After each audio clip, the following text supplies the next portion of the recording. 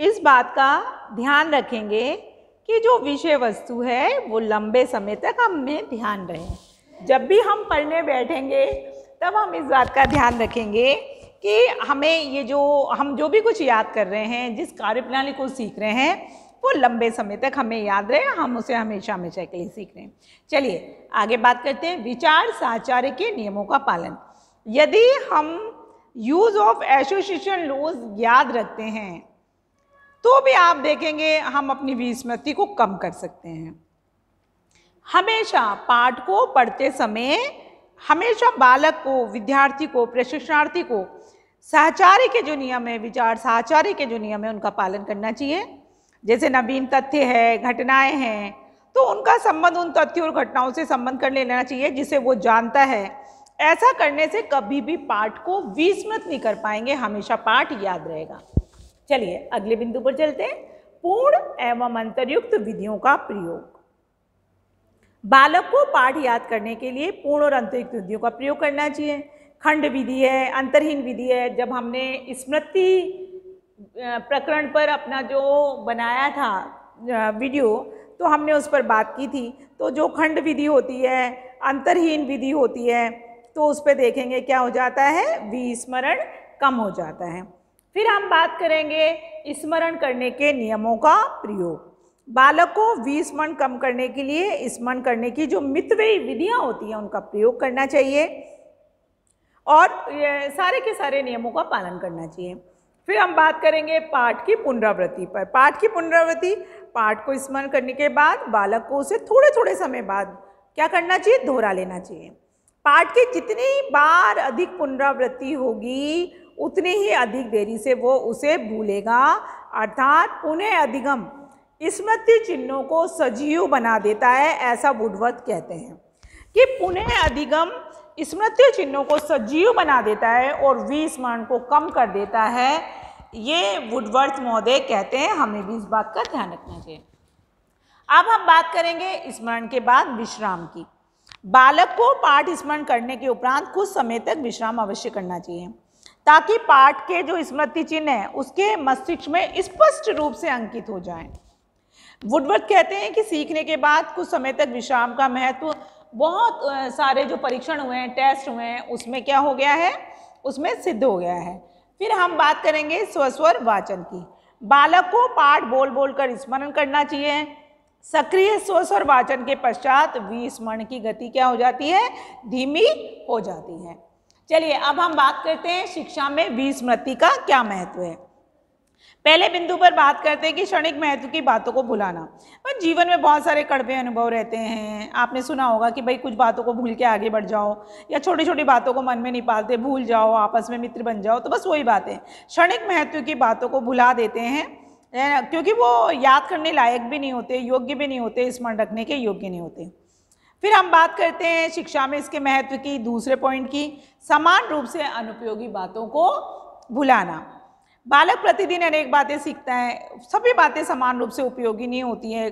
ये जानना बहुत आवश्यक है कि क्या वो याद रखे और क्या उसे भुला दे। एक अच्छा महत्व ये भी है कि अस्त व्यस्तता जो होती है उससे भी हमारा बचाव हो जाता है। यदि बालक की मस्तिष्क में सभी बातों के यदि स्मृति चिन्ह हो जाएं तो आप देखेंगे उसके जो विचार हैं वो पूरी तरह से अस्त व्यस्त हो जाएंगे। वो उनको व्यवस्थित नहीं कर पाएगा। तो अपने विचारों को व्यवस्थित रूप प्रदान करने के लिए कुछ बातों को भुलाना बहुत बहुत जरूरी हो जाता है। फिर हम कहते हैं दुखद बातों को भुला देना, पुरानी बातों को भुला देना, दुखद बातों को भुला देना। दुखद अनुभवों को भुलाना, देखो क्या होता है, चाहे बालक हो, चाहे मैं हूँ, आप हो, कोई भी हो, तो विद्यालय और पारिवारिक जीवन में समय समय पर कटु और दुखद अनुभव होते हैं। ये अनुभव जो होते हैं हमारी स्मरण की प्रक्रिया में बाधा उपस्थित करते हैं। अतः इसका विस्मरण करके बालक अच्छे से विद्यार्जन करके अपने लक्ष्य को प्राप्त कर लेता है।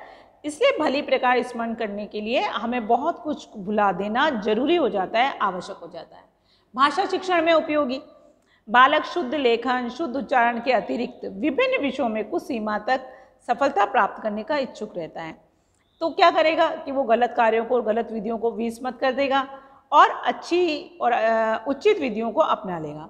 फिर है सीमित क्षेत्र का उपयोग। बालक का सीमित जो स्मृति क्षेत्र होता है वो बहुत ज़्यादा सीमित होता है। यदि वो सभी बातों को याद रखेगा तो फिर नवीन बातों को स्थान नहीं दे पाएगा। तो फिर आप ये देखेंगे यहाँ पर, इसलिए हम क्या करते हैं, सीमित क्षेत्र का बहुत सारी जो बातें हैं उनको भुलाना जरूरी हो जाता है। विस्मरण किसी भी प्रकार के लाभप्रद अधिगम का आवश्यक अंग होता है। तो इसलिए हमें क्या करना चाहिए, क्योंकि हमारा स्मृति का क्षेत्र सीमित है, हमें लगता है कि हमें जो बातें जरूरी हैं, अच्छी हैं, लाभकारी हैं, हमें लक्ष्य तक पहुंचा देंगी, उनको हमें याद रखना चाहिए। और जो हमें लगता है, जो हमें खुद को दुखी करती हैं, वो याद आती हैं तो हम खुद दुखी होते हैं, तो हमें उन बातों को भुला देना चाहिए और आगे बढ़ जाना चाहिए। अब हम बात करेंगे यहाँ पर पुरानी बातों को भूलकर नई बातों को सीखना। ऐसी अनेक बात होती है जिनको बालक पुरानी बातों को भूलकर ही सीख सकता है, जैसे पढ़ने या लिखने की उपयुक्त विधियां हैं, अतः उसे उन विधियों को भुला देना आवश्यक है जिनका प्रयोग वो करता हुआ चला आ रहा है। नई बातों को सीखना पुरानी बातों के स्मरण में बाधा डालता है, इसलिए पुरानी बातों का स्मरण नई बातों को सीखने में बाधा डालता है। तो हम ये कह सकते हैं, स्मरण करने की सबसे बड़ी शर्त यही है, रिपीट कहते हैं कि हमें विस्मरण करना चाहिए, हमें बहुत कुछ भूल जाना चाहिए। यदि एक व्यक्ति, सामान्य व्यक्ति अपने जीवन को खुशहाल बनाना चाहता है, स्वस्थ बनाना चाहता है, तो उसकी विस्मृति भी तेज होनी चाहिए। बहुत कुछ बातें, मन मुटाव, लड़ाई झगड़ा, कोई छोटे मोटे किस्से हमें भूलने पड़ते हैं, हम भुला देते हैं, व्यक्ति स्वयं भी प्रयास से भुला देता है, और एक समय का जो अंतराल हो जाता है बिना प्रयास किए, जिसे हम निष्क्रिय विस्मृति कहते हैं, उसके माध्यम से भी हम उसे भुला देते हैं। तो आज का जो ये हमारा वीडियो था, उस वीडियो में हमने बात की विस्मृति को कम करने के उपायों के बारे में और शिक्षा में विस्मृति का क्या महत्व है। आशा करती हूँ कि अब बनाए हुए हमारे वीडियो जो हमने बनाया है, हमने एक जो छोटा सा प्रयास किया है, आपको अवश्य समझ में आएगा। यदि किसी प्रकार का कोई डाउट है, यदि आप कोई प्रश्न करना चाहते हैं, यदि किसी कंटेंट का उदाहरण जानना चाहते हैं, तो आप अपने कमेंट बॉक्स में कमेंट अवश्य करें। बहुत बहुत धन्यवाद।